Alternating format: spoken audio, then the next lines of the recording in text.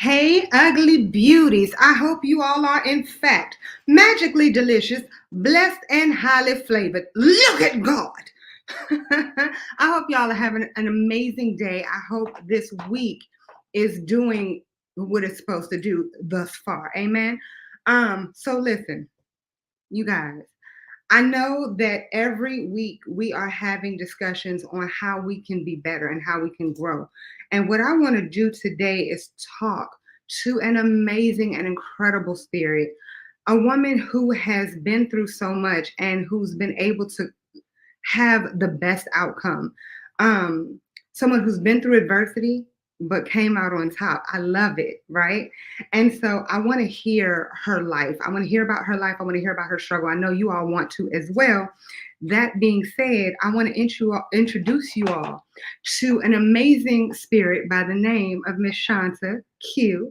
But before I introduce you all, hold on, wait, because I know you're like, can we talk now? No. Before we talk, can we pay some bills real quick? This ain't your everyday ugly. Listen, it's a lifestyle, a movement, and a brand. Get your ugly gear at aprilsampe.com. That's aprilsampe.com. Ugly. Understand God loves you. A mother, a friend. I have a very gregarious personality, witty. I love life. A lover of just all things beautiful. Very humble and grateful. And thankful. A lot of gratitude. I am so excited to be in the top 5 for the next season of Naked and Afraid. Just yesterday, me and Addison ran 6 miles around. I ran 6 miles. Okay, so I can edit that out. Please don't make faces. There was a time where I was really wild, and it was around the time that I met my husband. And although I was pretty sure that my husband was my son's father, I'm at the point now I don't know. What? Wait. And you said you don't know what? Needs to have potential. Let me let you go. Oh, him. I don't got time to. Oh, Freddie? Oh my God! It's good to meet you. Oh my God! I'm so glad you're here. Your skin. Oh, but we can really do something with that. Oh, you're all big up here. I'm so excited. And say I'm picky. I'm not picky. You just need potential. Look at that. We're gonna have you looking good in no time, boo. Several months later. Baby, what time is dinner? Come on. Oh. So good. Yeah, huh? Oh, you got that, baby. So definitely still do what we do. Listen, she is a comedian, a motivational speaker, a host, a health advocate, a mother, a wife, and so much more. Please put your hands together for my girl and yours, Miss Shanta Q.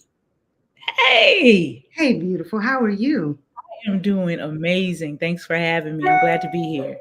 I'm happy that you are here. Are you magically delicious, blessed, and highly flavored? Magically delicious, child. All of it. Listen. Flavors, whatever comes in it. Marshmallows, green horseshoes. Oh yeah, they're blue diamonds and purple horseshoes. I believe so, something like that. Listen, I want to hear everything about you. Everything. Like I want to know the rooter to the tutor.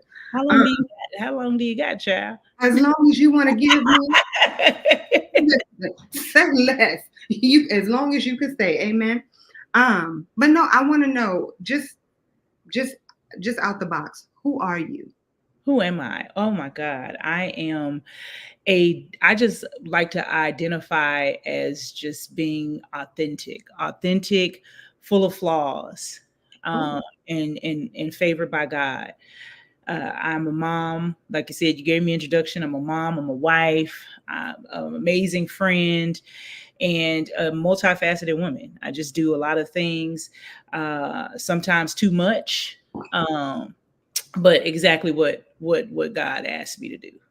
I like how you said you're full of flaws because a lot of people who are in your space, who do what you do, they can't see themselves having flaws. They always see everything being perfect for them. And I think that your flaws are what make you perfect. Right, absolutely. I think so too. I mean, there is no such thing. There's no perfect person in this world. So why would I want to be something that doesn't exist? Yeah. Why would I want to be something that it is impossible to reach? Perfectionism is impossible to reach. And we know that the only perfect person is God. So I definitely am not better than him, not gonna claim to be better than him. And I'm not gonna sit up here and lie because he knows everything. He knows all my flaws. So I'm not pretending to be someone don't want to be. I want people to see me for who I truly am. Fact. Well, I love that. I want to talk about your past. I want to start there, if that's okay. I know that a lot of people, once they get to where they are, they sometimes forget where they came from. So, who were you? And I'm not saying that you've forgotten who you were. Don't get that part twisted. But I want to know, who were you as an IRS forensic accountant?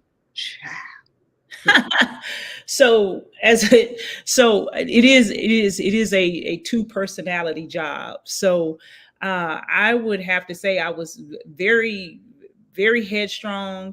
I won't say arrogant, but very confident, because it is a job where you have to exude confidence. Mhm. You have to say what you mean and mean what you say. When you're talking about collecting money, I worked in collections for the IRS. I was a revenue officer and also worked in auditing. So I was very strong, very tough. Some would call me a pit bull, but I didn't play. I took my job very serious. But I also did show empathy because I do know people can make mistakes. So I always tried my best to show grace and empathy to those who had a misunderstanding of the tax law. But at the same time, wherever I go, I always try to keep a sense of humor. That is who I am. And I know in the worst ordeals, especially dealing with people who owe money, sometimes you have to laugh to keep from crying. So it maybe in the most, I would consider myself endearingly inappropriate.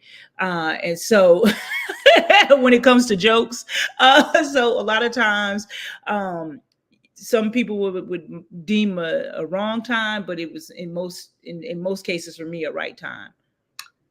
Okay. See, when it comes to anything involving the IRS, I can't. I'm hearing what you're saying. I can't see any time for a smile, right? And so to have a person like you show up at my door, I'm like, wait, how would I receive that, if that makes any sense? How would I receive it? Especially if you try to make light of certain things, that would be like, wow, okay, I can, thank you. What did you have to do as far as schooling? Like how far before you started this role did you realize that that's what you wanted to do? So I guess it really wasn't, I won't say 100%. It was something that I desired to do. Accounting and finance was not something in my younger ages. I said, oh, I want to be an accountant. I didn't. What happened was I had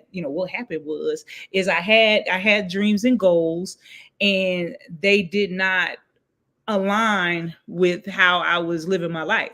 So I ended up getting pregnant. I had a few scholarships that I had to walk away from because I became a mother. I ended up going to hair school, becoming a cosmetologist. And at that time, I picked up a second job with an insurance firm, Great West Life Insurance, and I was doing miscellaneous work there, budgeting, data entry, things like that. And I worked under a controller who saw a light in me, saw a gift in me, and said, "Hey, have you ever thought about going to school for accounting?" And I was like, "No." And so when I moved to Dallas from Denver, I transferred over from Great West Life Insurance to Fidelity, where I got into auditing. And then once I got into auditing, I enjoyed it and, wanted to climb up my career scale, and decided to go to school to get an accounting degree. I got an accounting degree at Regis University. And then I decided, while I was with the IRS, I had gotten a job in the IRS in wage and investments. And I decided that I wanted to go into law enforcement. I wanted to be a criminal investigator for the IRS. So I got my MBA in accounting and in economic fraud, with the emphasis in forensic accounting, meaning that I'm just someone who's going to be able to analyze financial data to uncover evidence in crimes or organizational misconduct. And so I started doing that, and that's how I got in accounting. And I loved it. And when I was looking for different organizations, I applied for the SEC, I applied for the FBI, I applied for the IRS, applied for the FDIC, and I got my offer from the IRS. Okay, so you work for the IRS. I just want to know, is that when you started to have health issues? Well, so I started having health issues. It was around that time. So I started having health issues around 2012. So it was around 2012.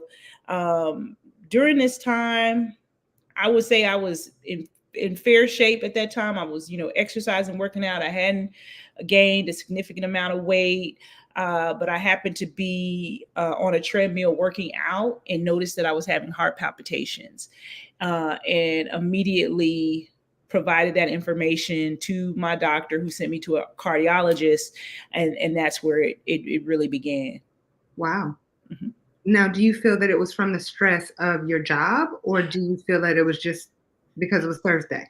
Well, the doctors tried to direct it in that path, but I always say that it was a taxpayer that was stressed. I had no reason to be stressed. I owe no money.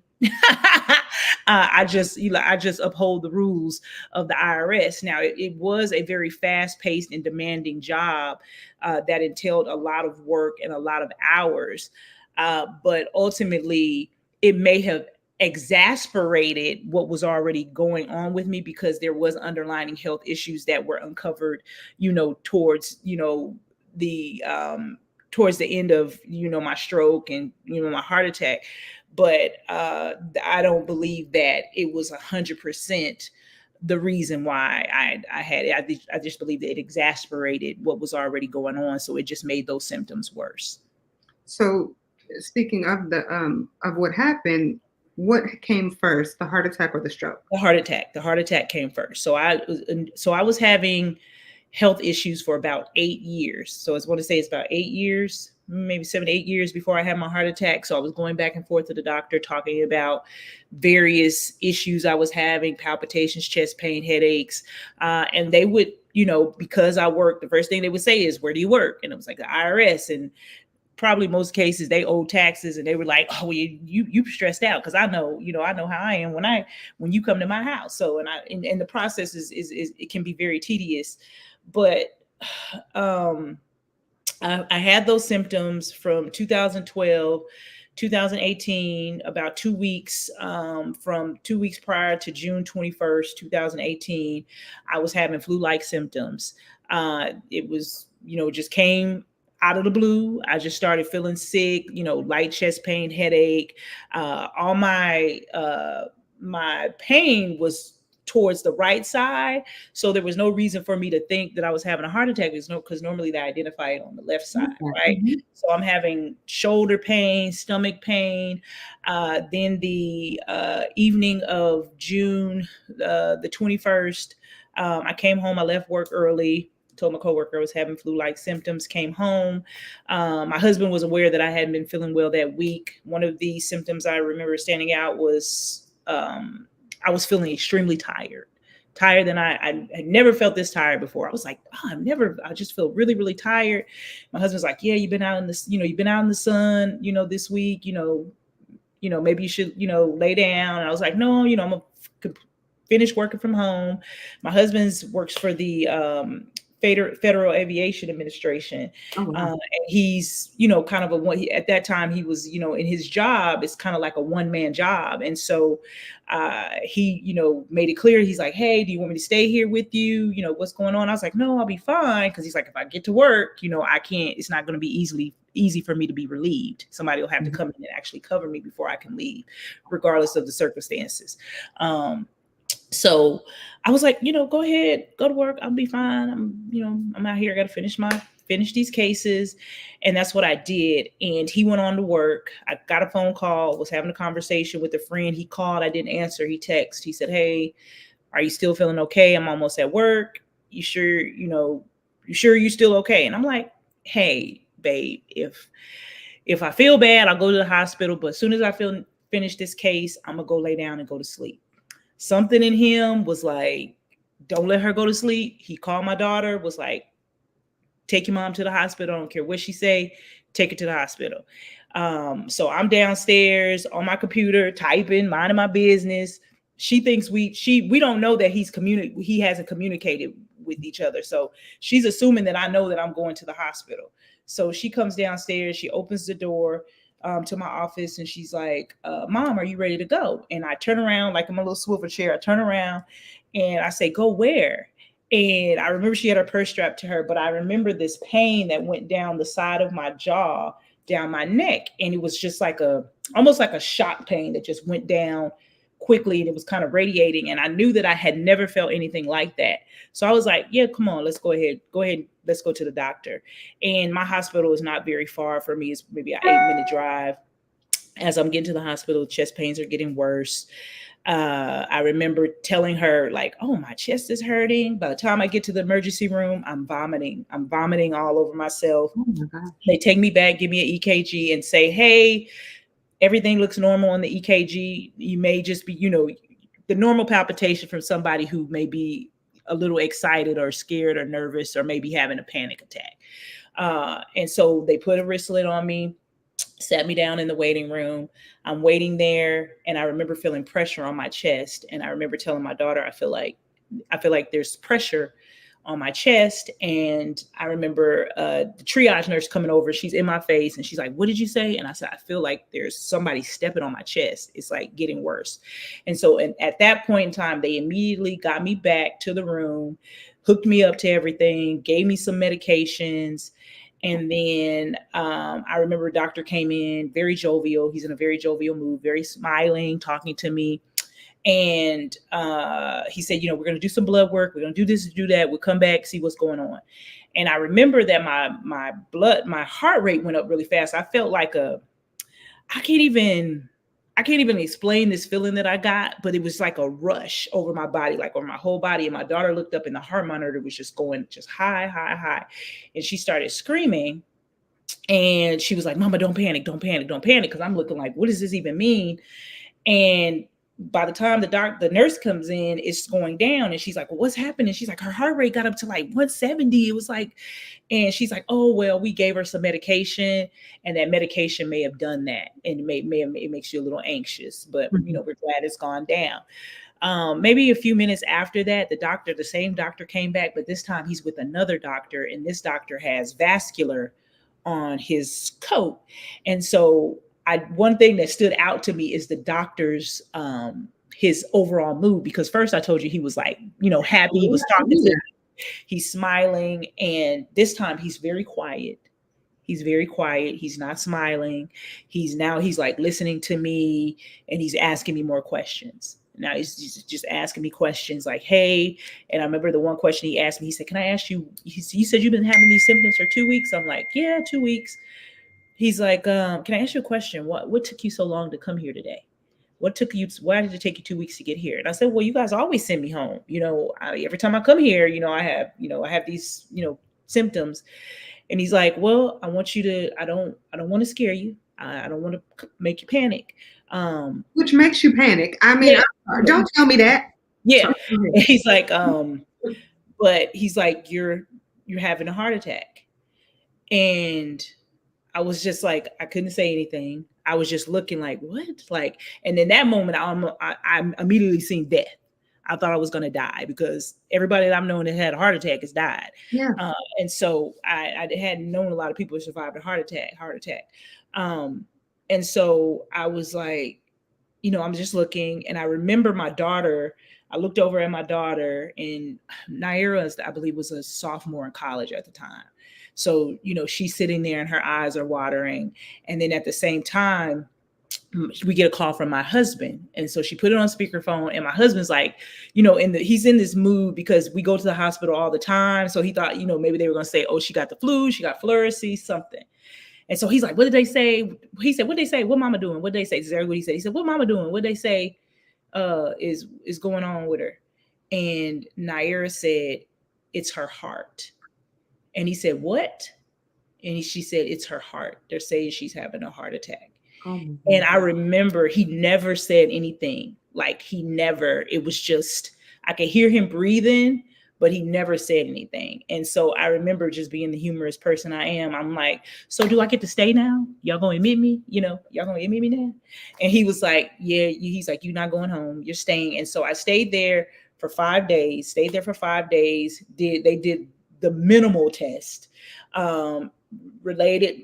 Unfortunately, the doctor, he's not my doctor anymore, but the doctor who was my current cardiologist was actually the doctor who was covering that floor when I got admitted. And he was not a very great doctor, wasn't a good doctor. So we had already had the conversation, like, you're stressed out, you've gained weight, you need to do XYZ, you got exercise-induced arrhythmia. So basically you doing something wrong. And the reason why you're going through all this is because you're not doing what you're supposed to do, basically. And so, go ahead. I'm sorry. You said the doctor said that one of the reasons you had this issue, and please correct me if I'm wrong, is because of exercise induced. So I missed a little point. So when I first had my heart palpitations, I went to a cardiologist, remember, and because I was exercising, they had diagnosed me with exercise-induced arrhythmia, basically meaning when I'm working out at a certain level, my blood pressure starts to increase as my adrenaline starts to increase. And so it causes heart palpitations. So anytime I'm exercising or I get my heart to a certain rate, it causes my blood pressure to peak, and it gives me heart palpitations. But that was something that was, very minor, nothing life-threatening or anything. Just, you need to wear a monitor to make sure you monitor your heart, on your cell phone and things like that, which I did, but that never mitigated. It didn't mitigate any of the symptoms I was having. They were just still coming. And so basically he's like, you have that going on. You work for the IRS, you're gaining weight, you're doing all this, you're stressed out, and you need to quit your job. Basically that's what he told me. You need to quit your job. So I'm like, ain't going to my job. What you talking about? Oh, you quit yours. Yeah, right, doctor. I went on about life. I went to my job. I said, hey, can you make me some reasonable accommodations so I can have you can put me on a less stressful position. So they did that. They put me on a detail. They worked with me, put me on a detail. It seemed to mitigate the symptoms, but I was still having just different things were happening. Now, when I look back on it, there were all kind of different things. And so one time I had a really bad headache, went in, and they said I was having cluster headaches, did a CAT scan, didn't really find anything. Then 9 months later, I had a few times where I went to the hospital and, got released and said that I could go back to work. Everything was good. I try to shorten this because it's a very long story. No, we're here. So right before, I want to say March 22nd, I had to go to ICU and have a heart cath. So I had to have a heart cath, had them look at my heart because I was still having incidents. So there was a time where I collapsed, and my husband had to call 911, and that was around March 21st, 20th of 2019. Took me to the ER. They went ahead and had to put me in the ICU, do a heart cath, and they really said, well, they didn't find him. That's what the doctor said, the cardiologist. He really didn't find anything. Everything looked good, right? And it's so important when you go to the doctor to look at your own medical records after when you get all the testing, to look at it yourself. Well, my husband, while I was in there, that doctor left, and I remember they were going to release me, and my husband was, livid. He was cussing. He was cussing at the doctor. He was like, her blood pressure is high. Y'all not going to let my wife go home. And I not know what's wrong with her. He's like, y'all need to check her for lupus. Her grandfather had lupus. You need to check her for this, check her for that. It's got to be something that y'all are missing. Mm-hmm. So he was like, he was kind of like, well, maybe within that conversation, my cousin from DC sends a message and says, XYZ, hey, I have this heart-related issue. Your dad told me that you were in the hospital. I don't know if this will help, but give your doctor this information. She put down what her condition was. She's my first cousin. She put down what her condition was and said that it wasn't a cardiologist that found her heart issue. It was a pulmonologist. So I asked, the doctor came up. I said, hey, I just got this text message. Can you read it? So he read it and he was like, okay, well, I have a buddy at Baylor. He's a pulmonologist. I can get him to come to the hospital tomorrow. We'll go ahead and keep you. We won't release you. We'll go ahead and keep you. So my husband got me another day, an extra day.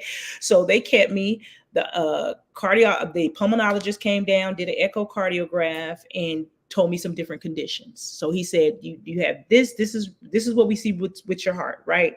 He was like, but they're not life-threatening. He said, but what I do want to also check you for is because, look, I'm checking your oxygen levels and things like that, is I want to check you for sleep apnea.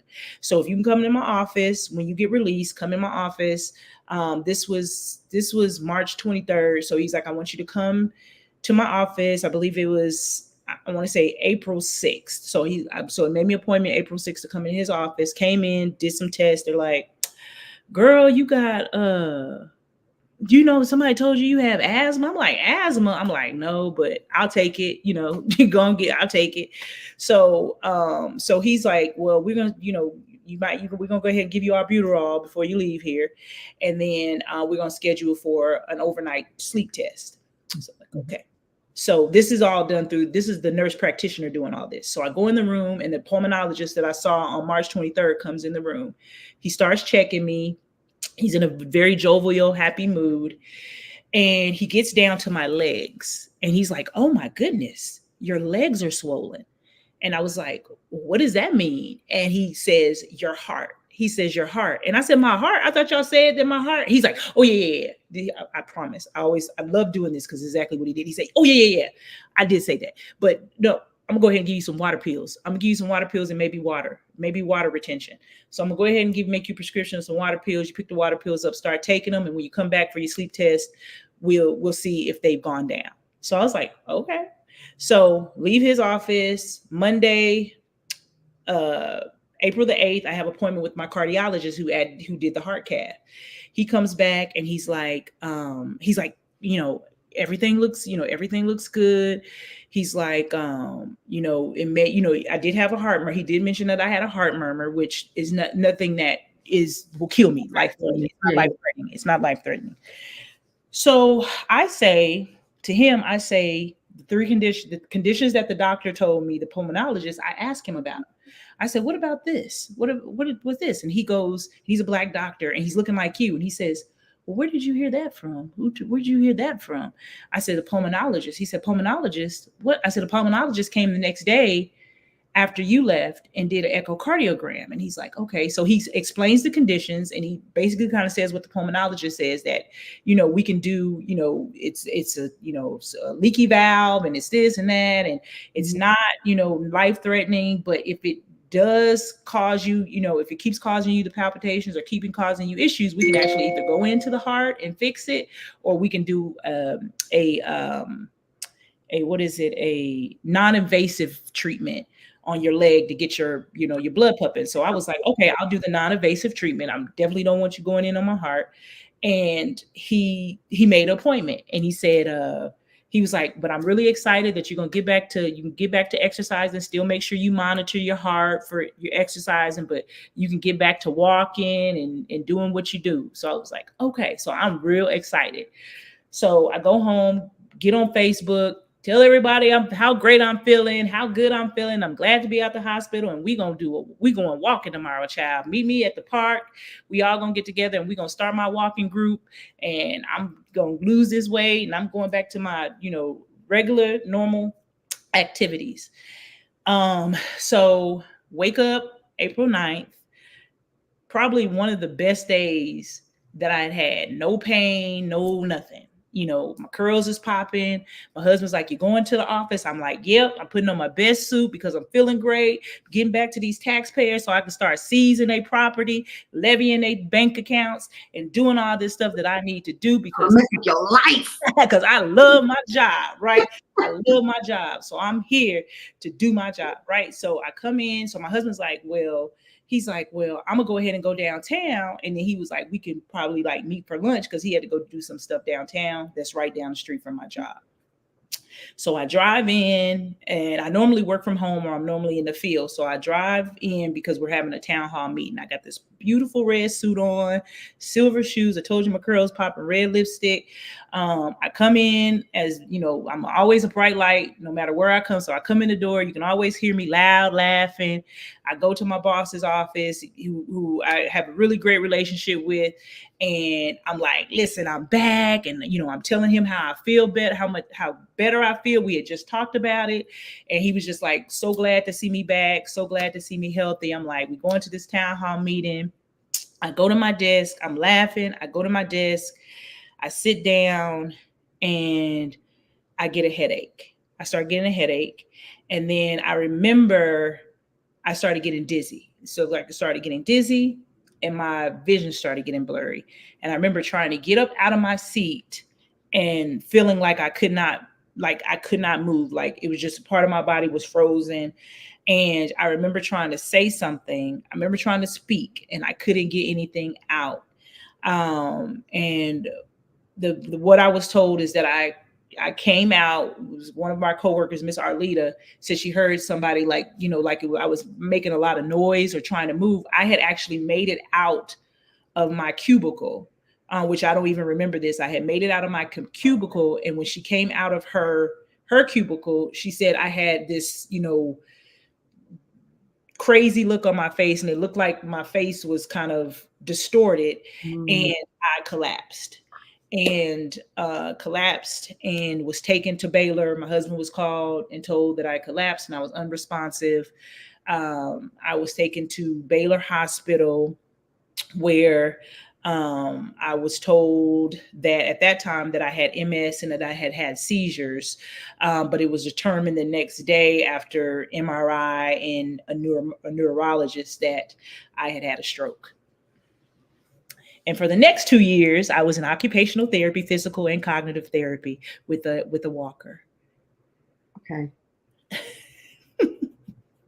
Just like that, child. Wow. Let's just go with 100% wow and wow. So there's a lot to unpack in all of that. Like, let's start off. I'm going to start off with your husband. Mm-hmm.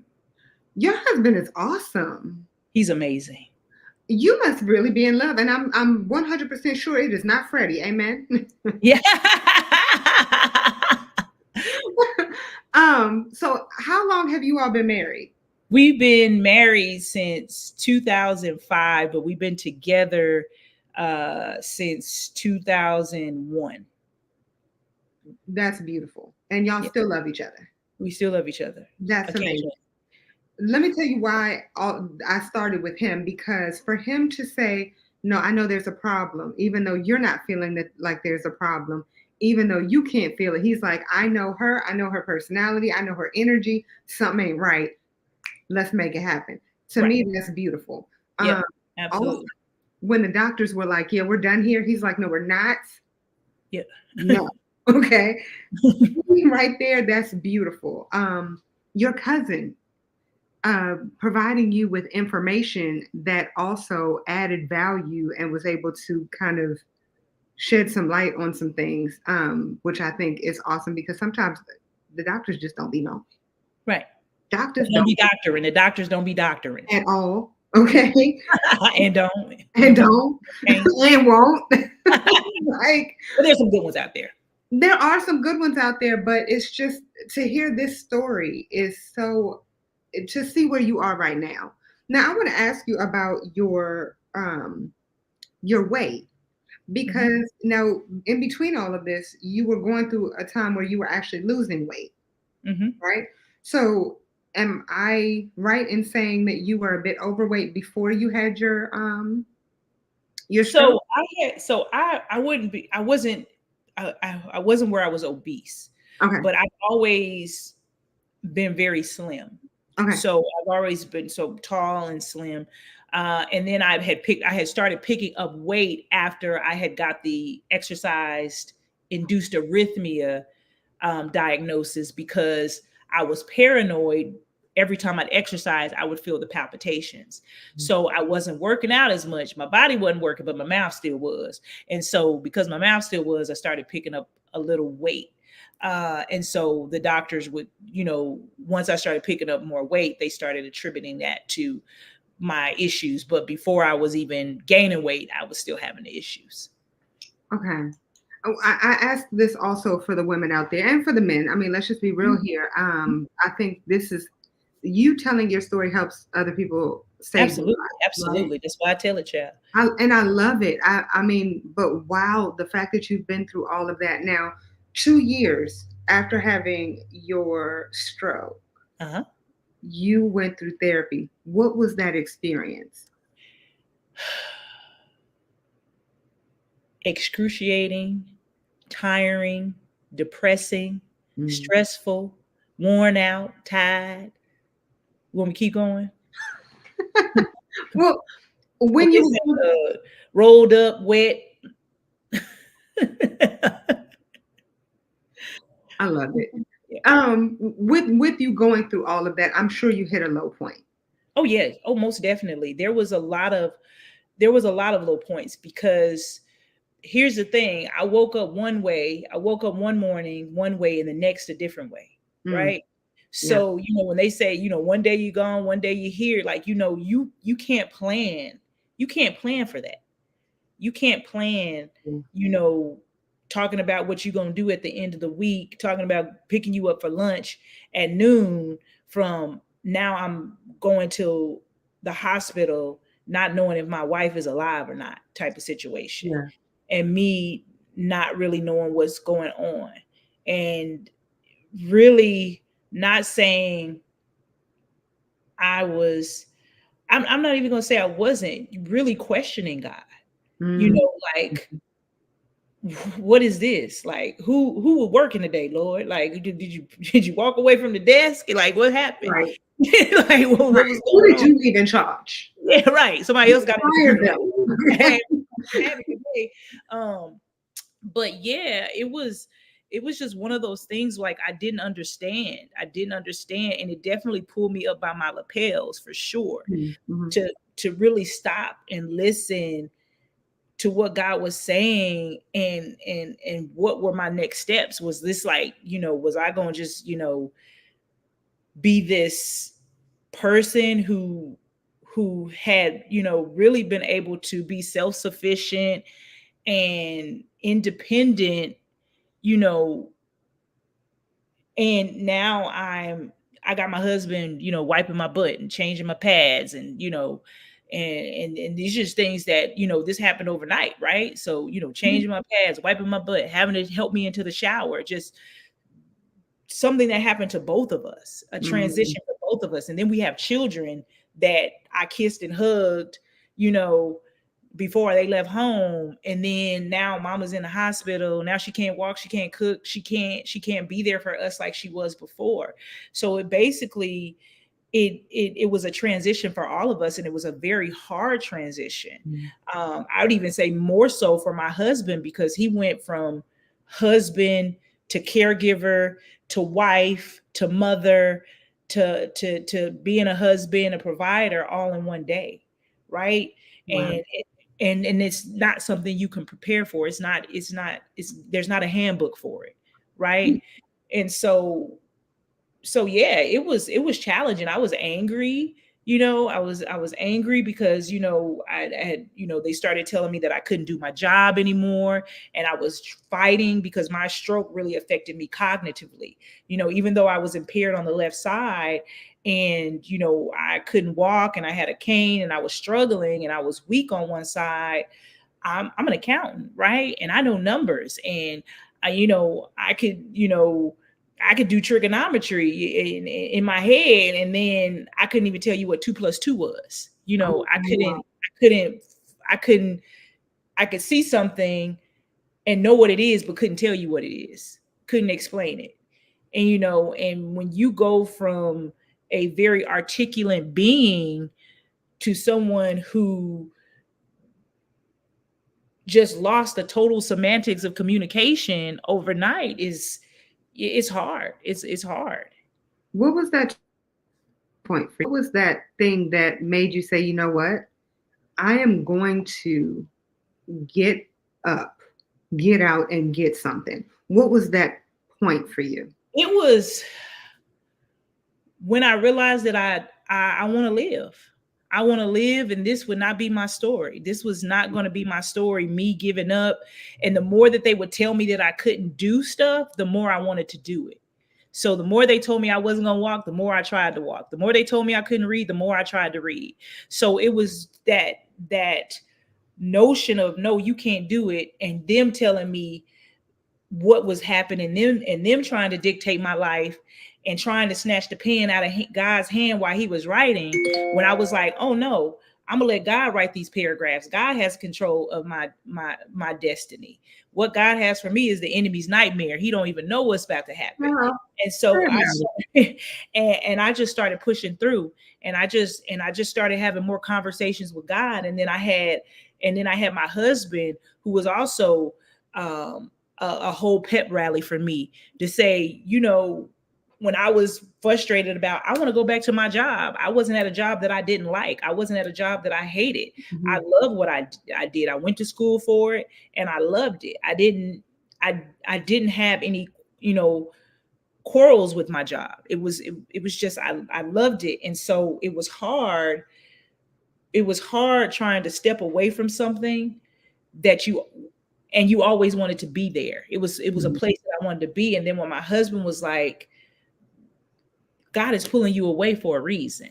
Mm-hmm. And it was like everything that should have prevented me didn't. God, like I said, if God wants you to go through it, he gonna open the door. So from my retirement, from the doctors being on my side, everything was in my favor. Everything was in my favor. But I was still like, oh, I got to go back to my job. I got to make this, I was thinking about the money. I was mm-hmm. thinking about the money aspect. Like and my husband, I had a full-time job, and I didn't pay bills. I could do whatever I wanted to do with my money. And we had fun with my money. My husband paid the bills, and we had fun with my money. And I was just like, I can't imagine losing that. And then what God told me is that I will replenish he took me to Genesis. I will replenish the earth. I will replenish you. Everything that you lose, I'm gonna give you tenfold. I'm gonna give it back to you. And he did exactly that. So I started getting ideas, God started giving me ideas, and, doors just started opening, and people started calling me. And I remember that the day that I came home, and my daughter was like, Mom, can you do a TikTok dance with me? And this is where I'm like, I don't have my cane as much, and, I'm able to move. And I'm like, I'm enjoying this TikTok. I'm enjoying doing these activities with my kids, getting on this phone, something that I didn't know, but we were bonding, right? We were bonding. And I wanted to create these memories, because even though I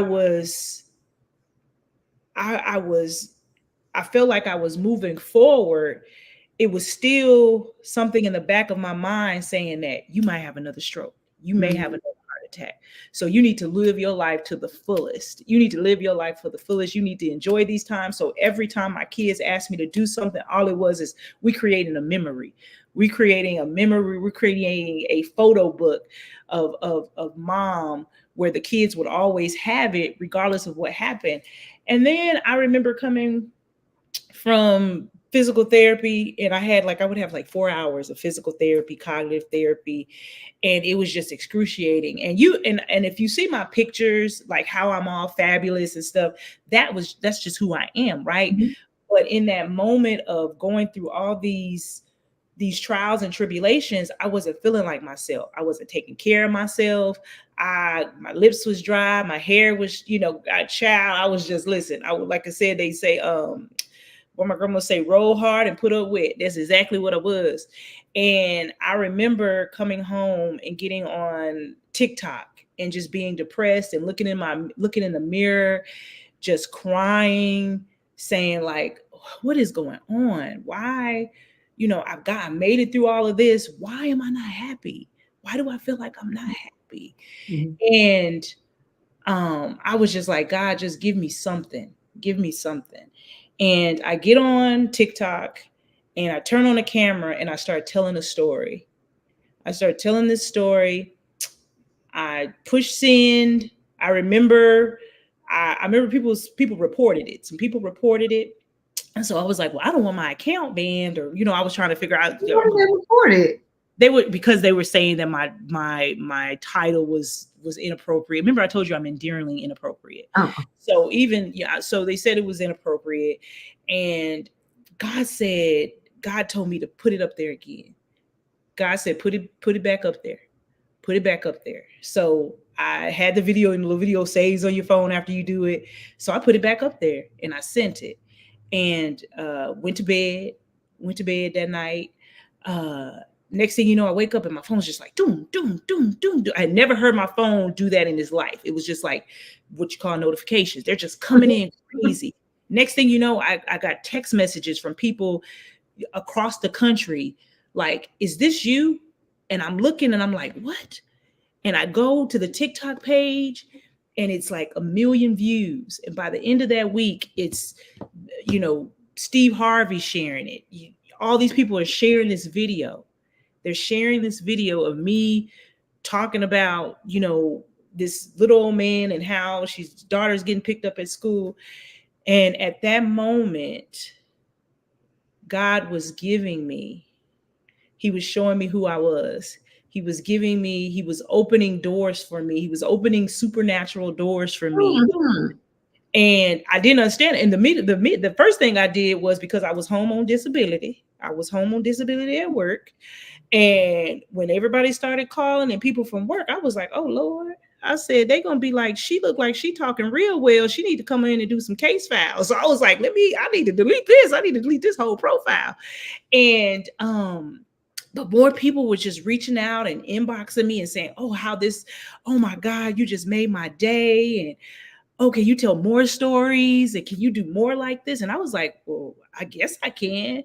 And God just started giving me more ideas. And then I started getting my family involved. And then comedians started reaching out to me, famous comedians started reaching out to me and was like, you need to take that to the stage. And I was like, what? They's like, you need to take that to the stage. You are amazing. And you and your son.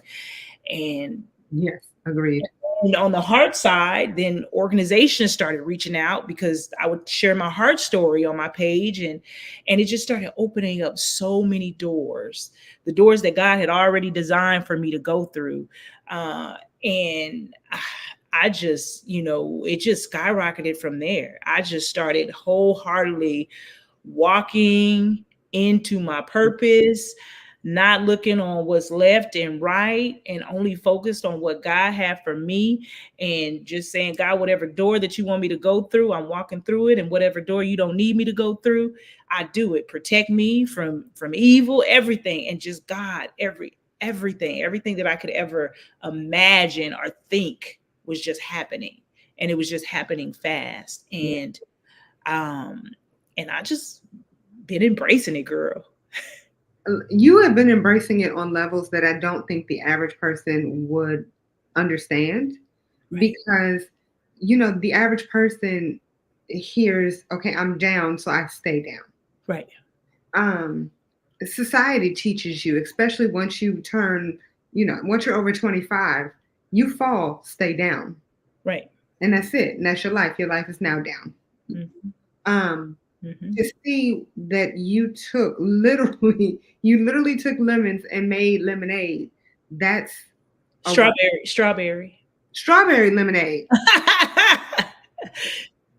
That's amazing. So just in general, as it relates to comedy, so you took it from TikTok, which you have over 1 million followers. You took it to Instagram. You took it to Facebook. You took it to YouTube. Oh, honey, you took it to YouTube. So when you started to do that, what was that turning point for social media that made you say, okay, now I really do? I understand other people telling you, take it to the stage. But what was that thing that made you say, I can actually take it to the stage? Because I noticed you did for your birthday.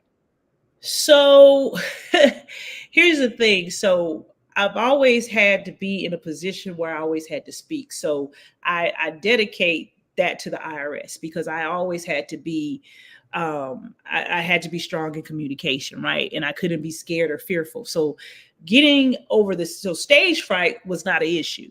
So I knew that I could talk in front of people.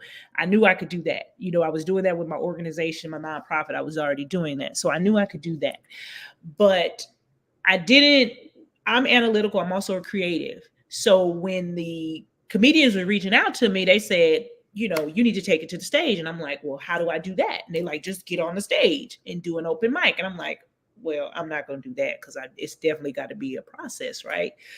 And how God be guiding, Comedy Club reached out to me, just found me on social media, found out that I was in Texas, and was like, hey, if you come out here and help us with some things with our social media, because we see you that you kicking it and you thriving and you just killing it on social media. If you could help us, we have courses, we have comedy courses, we have stand-up courses, we have improv, and you can take them. And so I was like, okay. So I found out a little bit about these courses. I took an 8-week class at the Dallas Comedy Club. And in the 8-week period, they taught us a premise, they taught us setup, they taught us punchline, how to design a joke, and just how to be really creative. Mm-hmm. And I realized that I was already doing that, and I had a lot of material. And so I started testing my material and practicing and talking in the mirror and watching some of my favorite comedians and, looking at their cadence. And then I had my first show. December, I believe it was December 22nd of 2022, or 2021. Yeah, 2021, I'm sorry. And I got a standing ovation. And a lot of my friends, I think that the turning point for me is that it was me and I believe 5 other students that participated in this comedy showcase for our graduating class. To graduate the class, you had to do the comedy show. And it was packed. It was a sold out show. So it was my family, but it was the families of other people and people who knew that the showcase was going on. And I remember coming out of my show, and there were people standing, waiting. And so they started asking me, hey, do you do any more shows? And I was telling them, and they said, where are you from? And I'm like, I'm here in Dallas. And they said, how long you've been doing comedy? And I'm like, well, I just started. And one of the ladies said, you're part of the graduation class? And I was like, yeah. And she said, I thought that you were the headliner. I thought you were headlining the graduates. And I was like, what? I was like, I'm a graduate. She was like, there. And then other people started coming, and they were like, there is no way that I would have thought that you were a student. Mm-hmm. And even my friends and people who didn't know that knew that I was funny, conversationally, and I'm just a silly person. They were sending me text messages saying, girl, you got something. And so I just kept doing it. And then I met a friend and she invited me to LA and I did some shows in LA and just was, it's a work in process. It's, it's forever learning. So I'm not quite 2 years yet. It'll be 2 years in December. But I just knew that I already knew what God had made me to be. Your gifts show up when you're young. And so my gift of humor and laughter and embracing women, I've always been someone who loved women and always wanted to help. And so, I've had friends that I've met in very hard situations that, came and lived with us as kids. My mom would tell you this, I would always come home and be like, can this little girl stay with us? My mom would be like, what little girl? And, and they would end up staying with us. My mom would end up, going and talking to their mom or finding out there's some type of, traumatic situation or traumatic experience that this child was going through. And my mom would be like, yeah, they could stay with us. So, some of my friends kind of grew up with me in high school like they were my sisters just because I was, popular, but I was always treated everybody fairly. So when I saw somebody who I thought needed help, I'd be like, hey, what's going on? Like, you come, my mama let you live with us. And no, my mama ain't said nothing, so it's okay. Listen, my mom would be like, what is girl? Don't be just bringing people to my house. But that's just who I've always been. And I just want to see women happy. And I want to see people who are living unfulfilled lives, live fulfilled lives. Cause I know how that is, and when you finally find, your purpose, it's so easy to walk through it and continue to walk through it until you get to your final destination. I love hearing you talk about living your purpose and pretty much getting to your destination, right? A friend of mine, her name is Constance Carter. I don't know if you've ever heard of her. She's pretty awesome. She actually has a group called the Net 7 Collective. Okay. And that's one of the things that she's doing as well. And I'm a part of one of the cohorts. The funny thing is that when you join something like that, you're joining with a whole bunch of women that you swear have everything together. Right. And you look at them and you're like, oh, I'm just seeing you and you just look like everything is perfect. Right, right. And then when you start to hear people's story, you're like, wait, you done been through some things? Right. I think that's why hearing your story is so impactful because people see you on social media. They see your numbers. They see you on stage. They see your numbers. And they're like, oh, she got everything together. But they don't know how you got there, right? And I think that that's the message that people need to hear, that you don't just wake up and all of a sudden you're there. Right. You have to go through it in order to get there. And so your story just touches me on so many levels. So as it relates to what you're doing right now, I noticed recently you were talking to Miss Oprah. Indeed. Hold on. Honey. Indeed. I sure did. You was talking to the queen. Yes. Down to Miss Oprah. Now tell me how that happened and how was that experience, please? Let me show you. I'll show you. This is how it happened. I'm gonna show you. Oh, is this from Child the Vision Board? Oh, and it was on and Essence was on the vision board too. Yes. I can't show you all of it now. Oh, but, wait, was this nasty pictures on there that we don't? Yes, but Essence was on there. Essence was on there, and Oprah and Miss Oprah was on there. Lord, okay, talk to me. Tell me all about it. So I've always loved Oprah. And I have always envisioned myself just, either being interviewed by her or being on her show. Didn't know what it was for. I watched Oprah when I was a little girl when, she had the Ku Klux Klan sitting on the stage with her, yep. And so I had just always admired what she was as a human being, and her just watching her give gifts and stuff. And even I kind of was like, oh, I can't wait till I'm able to grow up and give people cars and give people, Oprah's favorite things. It was just all these things that I would think about when it was related to her. And I remember every year, I think since we've been doing vision boards, me and my girls and my husband, they do it, him and my son do it on occasion. They don't do it every year with us. But I believe we've been doing it since 2014. I think I started in 2014 when I was in Arkansas. So 2014, I've been doing vision boards. So every December 31st, we do a vision board. Is when I stopped going out and celebrating New Year's Eve. So we would do vision boards. I go and buy $200 worth of magazines, and we sit on the floor. We go to Hobby Lobby, get scissors, glue, stickers, and that's what we did. And every single year, I'd always have Oprah. I'd get an Oprah magazine, something with Oprah, print out a piece of paper, and always put Oprah on there, and just envision, just be like, oh, I'm gonna meet Oprah. Well, in 2000, I want to say it was definitely, I want to say 2017. It was either 2017, 2018, right before I had my heart attack. Minnie's Food Pantry. It's a big charity here in Dallas, owned by Cheryl. Founder, CEO is Cheryl Axon Jackson.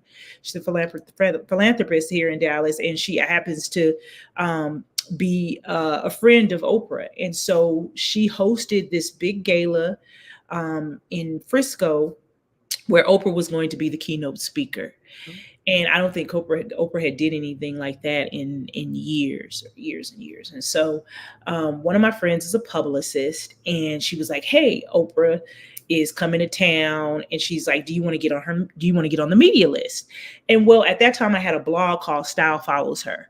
And that blog was revolved around fashion and lifestyle for the career and working mother. And so I was like, yeah, I would love to. So she put me on the list. And of course, you got Essence, Entertainment Tonight, all these big magazines. And so she was like, girl, unfortunately you didn't make the cut. And so I was like, oh, and I had bought a dress, and everything to be on the red carpet so I could hopefully get an interview with Oprah.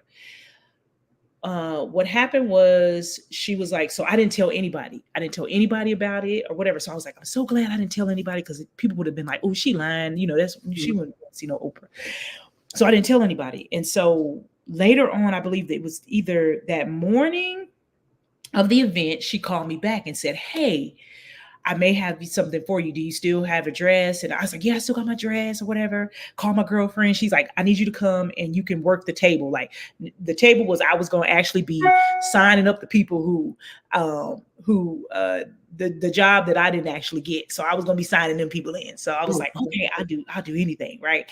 So I go to the event and I'm checking people in, and I meet another young lady. Her name is Michelle J. Lamont, who's my good friend. I'll tell you so much about her, who actually was a reporter for CBS at the time. Mm-hmm. And so she came up to my table, and she was like frantic, and she was like, oh my God, do you have makeup? And this is a Colombian woman, fair skin.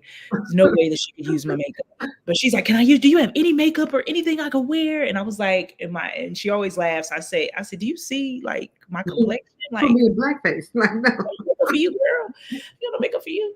And so I was like, well, I'll give you what I got. So I had some brushes and some powder and lipstick, and she took it all to the bathroom. She fixed herself up. She came back, and I was like, girl, you keep that.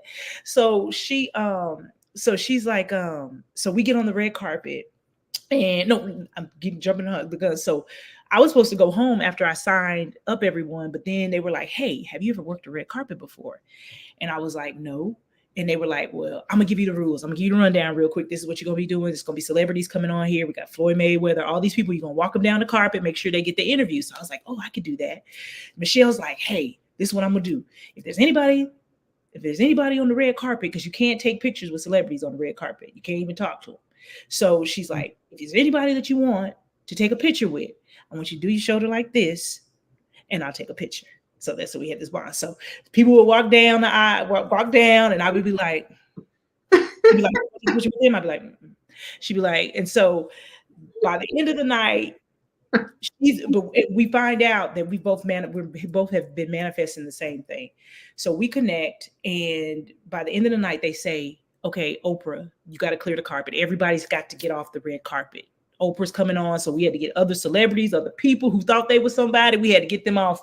We had to get them off the carpet. So they like the carpet has to be clear for Oprah and Cheryl.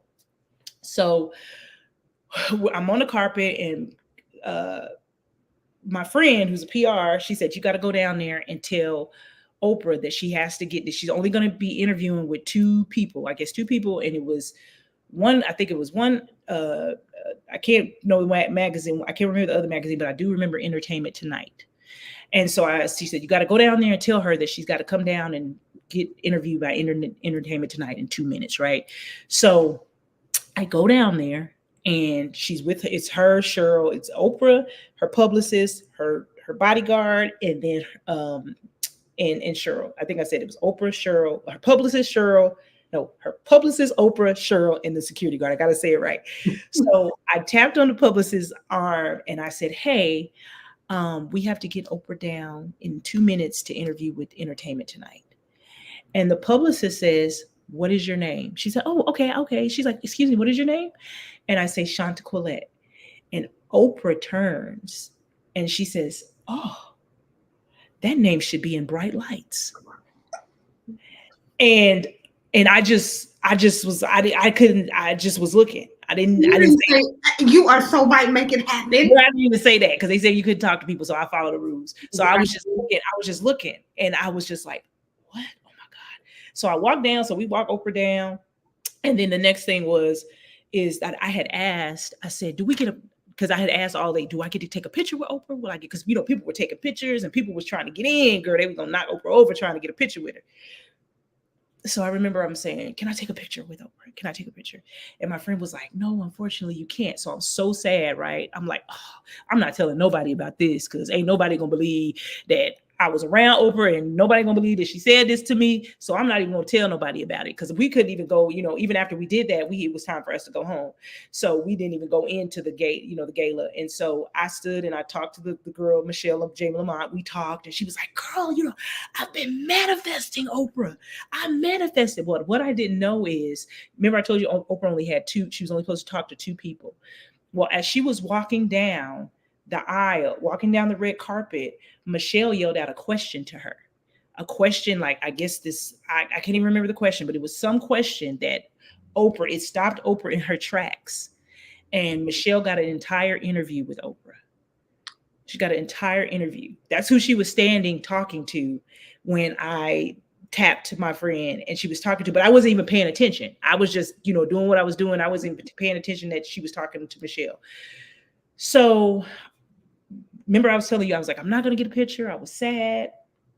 I get in. So I go home. My husband's like, how is it? I said, oh, Oprah said this to me.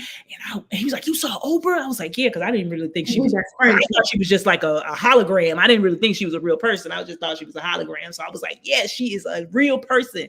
And so I remember I was like, but I didn't get a picture with her or nothing. I don't have no evidence. I was like, so I ain't even gonna tell nobody about it. The people who saw me there, but I ain't gonna post about it. I ain't gonna do nothing. So the next day I'm at another event and a lady, one of my friends called me and said, where are you at? And I'm like, driving.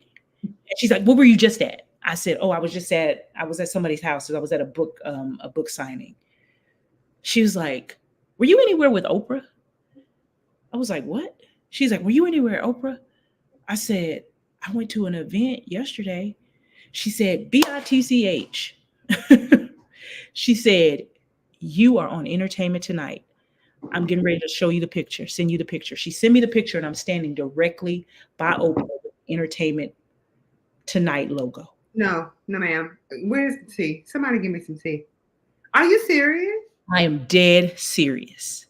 That would have been over everything. Like, that would have been all over. I was like, what? And when you want something really bad, manifestation and praying and faith is really believing something is going to happen. So in my head, I was believing that I was going to get a picture with Oprah.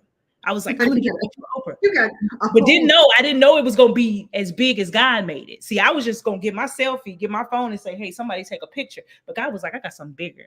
I got something bigger and better. You think you want a little picture, but I got something bigger and better for you. So you can cry and be sad, but tomorrow I'm about to put a smile on your face. I'm gonna show out and show you who I truly am." And that happened.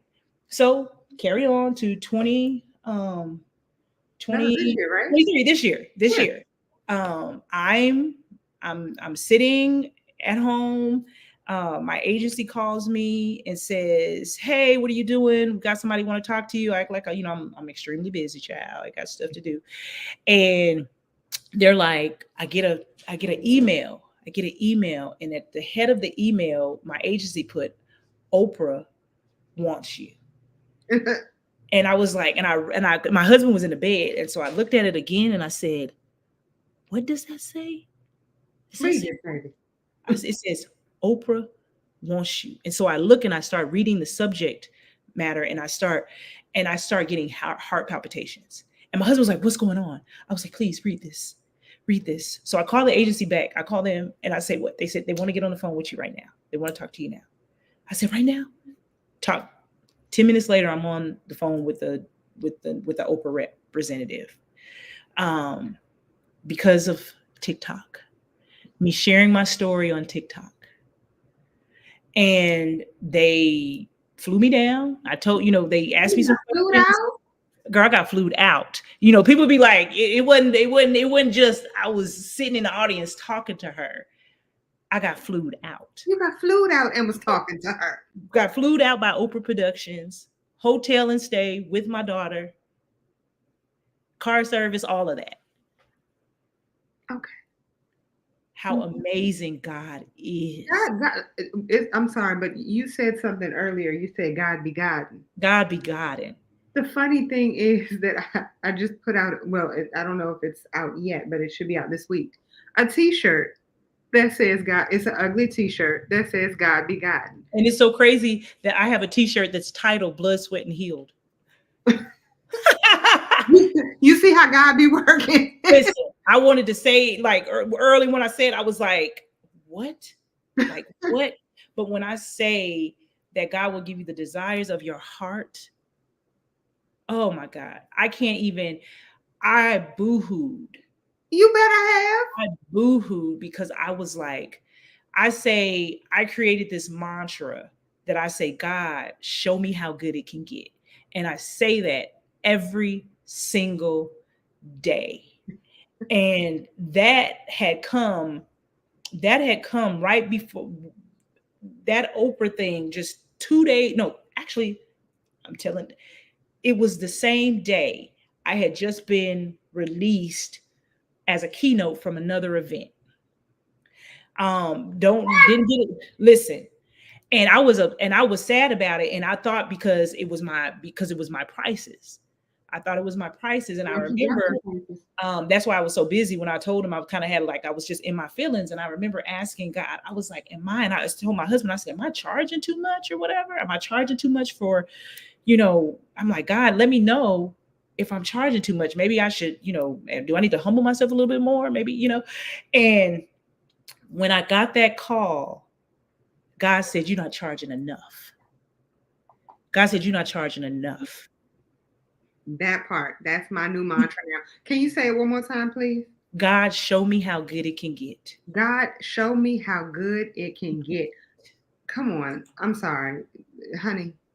Please continue. Yeah. And I was like, in that moment, God was like, "Don't worry about that. I released you because I knew something bigger, much bigger was coming. Something I'm going to blow your mind. You keep playing.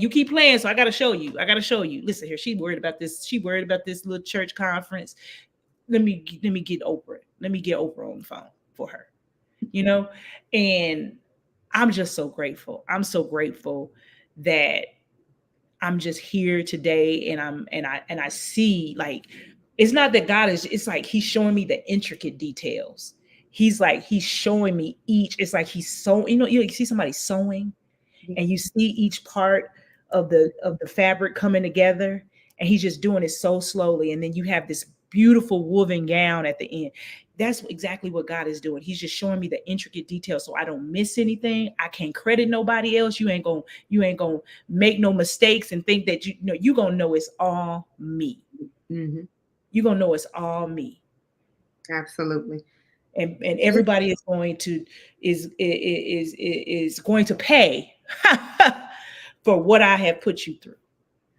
But it's very clear that it's God. I'm sorry to say, and no, I'm not sorry to say. It is very clear because number one, you are still here. Let's start there. Yeah. Oh, absolutely. Okay.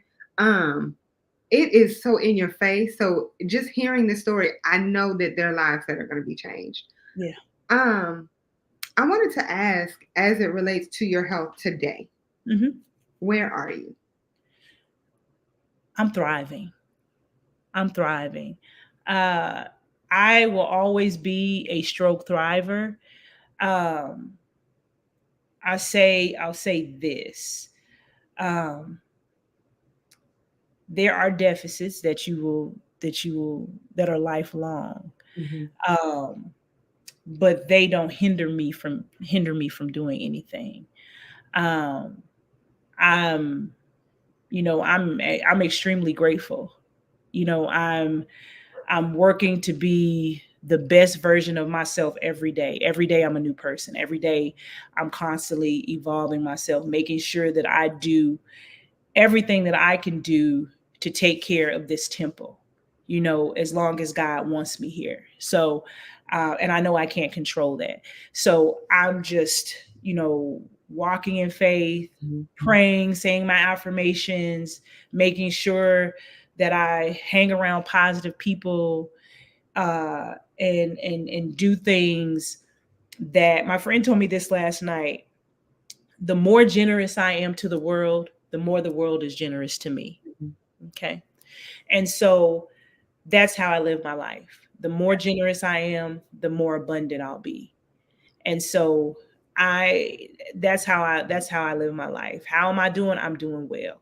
I'm doing well. That's clear. I mean, I can see in your face, I can see in all of your TikToks, your Instagram videos, you are doing very well. Yeah. I did want to touch one more thing. I wanted to touch on the Ozempic piece. Absolutely. Because you said something that, like, some people have an issue with the fact that you used Ozempic. Yeah. Let me start off with, did you use Ozempic only to lose weight? No. So Ozempic was introduced to me at the end of 2021 by my neurologist. And so at that time I had, I already had a stroke and a heart attack, and I was at risk for stage 2 diabetes. So my A1C was extremely high. My doctor had told me that if I went into stage 2 diabetes, that it most likely would have another stroke. It would just increase my probability of having another stroke or another heart attack. And so basically it was like I had my life in my hands. And so I had to make a decision. And so I tried to get I had went in to see if I could get gastric surgery to lose the weight, but I was a victim of a violent crime years ago where I had scar tissue and I couldn't get it. So they denied me of that. And I had gotten a dietitian. I was in cardiac rehab. So I was doing all these different things that just were not working. And I have to be honest, I was going through all of this, but I also did not have the willpower to push through everything that I was already going through. Absolutely. So, but I never heard of Ozempic or anything. So my doctor came to me one day and was like, hey, we got a drug out for diabetics. You have, you're on this, they diagnosed me with diabetes, but some places they say I'm pre-diabetes, other places my records say I'm because that's how close I was. It says that I was diabetic. And she put me on the drug. She said, let's try it out. Let's see. I started trying it out, and I slowly just started losing weight. I couldn't exercise, so that was another thing. I couldn't exercise. I started eating better, so it started suppressing my appetite. And a year later, I'm 108 pounds lighter. I don't have pre-diabetes. I don't have stage 2 diabetes. My blood pressure is regulated. My blood work looks good. My urine is clear. My skin is clear. My hair is curling. My face looks good. My body feels good. My heart is pumping.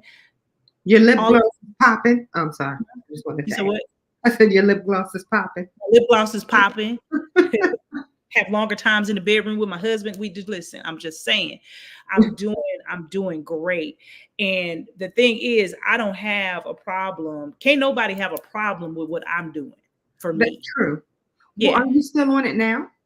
I am still on it. I am still on it. I am still on it.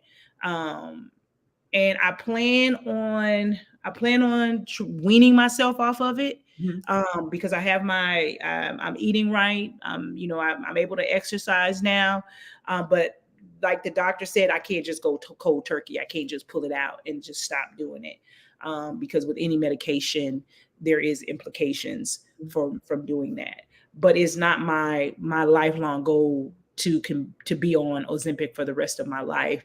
It was basically to mitigate what was going on and to basically a head start. It was a head start for me. It wasn't a, like what people say it was cheating. It was just it was a head start to get me where I needed to be. And it saved my life. And so I do, I get comments all the time with people saying that they did this. And I said, it's no different than anything else. It's no different if you take a weight loss drug, you take exercise tea, Yes.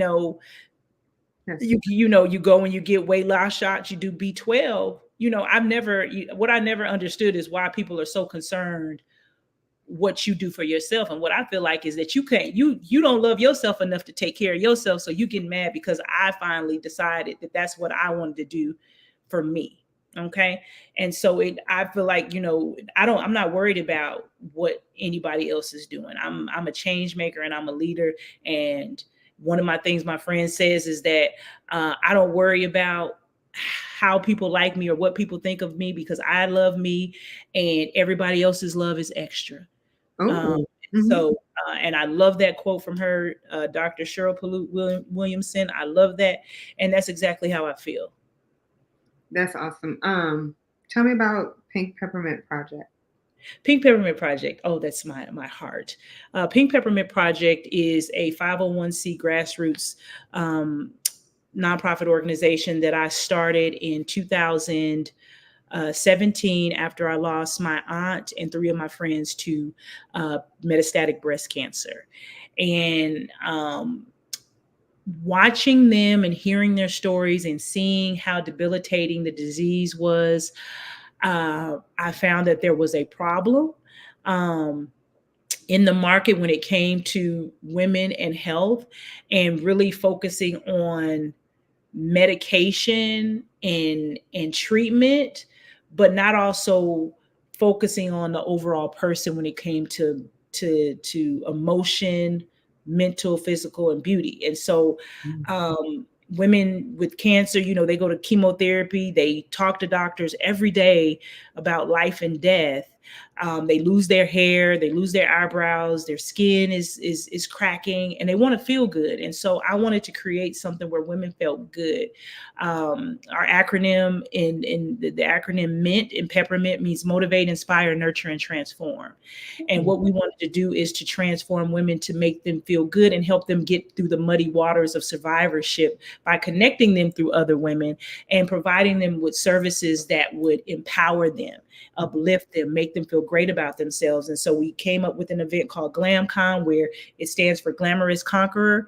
And we just celebrate women and we put them amongst their peers and, their supporters, friends, anybody who just loves the mission can come there and hug them. And it's just one of these days where they reinvigorate, rejuvenate, and just restore. We provide yoga and makeup services and wigs and good food and healthy food, and doctors provide them with information. They talk about clinical trials and talk about, mental well-being, and just, even after you come out of it, after you become a survivor, what does that look like? And so that's what we do. And we send out care packages with beauty products. We're partnered with Thrive Cosmetics, and we make sure that women feel beautiful. So we've partnered with hospitals. We send our boxes to hospitals. And we're just, I have a love for women. I just have a love with women, for women just feeling good and just making sure that I can be a catalyst to that. Yeah. I love I love a good acronym. Let me say that, because ugly. Hello. Yeah, I was talking about that. I was telling my friend, I said, girl, read this. I was in Florida yesterday and I was just like, read this, look at this. Isn't this so dope? And Thank it's you. like, yes, I love it. You know, to put a positive spin on something so negative, I'm sure we all have heard something about ourselves coming from somebody else's mouth that makes us feel like we need to shrink. And I'm like, you know what? The next time somebody calls you ugly, you say thank you because God does love me. So look at it from that perspective. Like, that's fine. You think I'm ugly? Thank you. Yeah. Um, Listen, what are you working on now? What's next? So I'm writing a book. And I'm making a few journals, and I'm working on just building the Hey Shanta Q brand. Me and my son are working on a YouTube series. We haven't decided the name, somewhere between Dysfunctionally Black and I don't know what else, I love but but we are just, I'm just doing what God is leading me to do. And sometimes every day that looks different, but I'm just expanding the Hey Shanta Q brand. I'm getting ready to go to Barcelona in a couple of weeks to talk about heart health and AFCVD. So God is just opening so many doors. And then I'm going to Costa Rica, being flown out as an influencer. So I'm just like, listen, I'm just thankful. I'm just really, really grateful for what God is doing. And so yeah. Well, I'm 100% grateful for what God is doing for you. You are 100% killing it. Thank you. Real quick, again, how can we follow you? Yeah, Hey Shanta Q on all handles. Shanta Quillette, I'm the only one. There's no other Shanta Quillette in the world. So if you type that name, it's only going to be me. Now, if the FBI happens to be looking for me, it's not me. Okay. That's what it's more than one. If It's more than one, only not. I was just playing. Listen, from the absolute bottom of my whole heart, I want to thank you so much for being here. Is there anything that you would like to leave the listeners with? I just want to tell everyone that you are your best investment. Just know that you are your best investment. The more you do, the more you will be rewarded. The more the return is on you, and the more the return is on the world. And as long as you're here, you can always provide, you can always change, and you can always evolve. So just remember to always put you first and be the CEO of your health. That's it. Wow. Listen, ladies and gentlemen, boys and girls, people and peepettes, she done left you with a word. Amen. Y'all be blessed on purpose. Hallelujah. Holla back.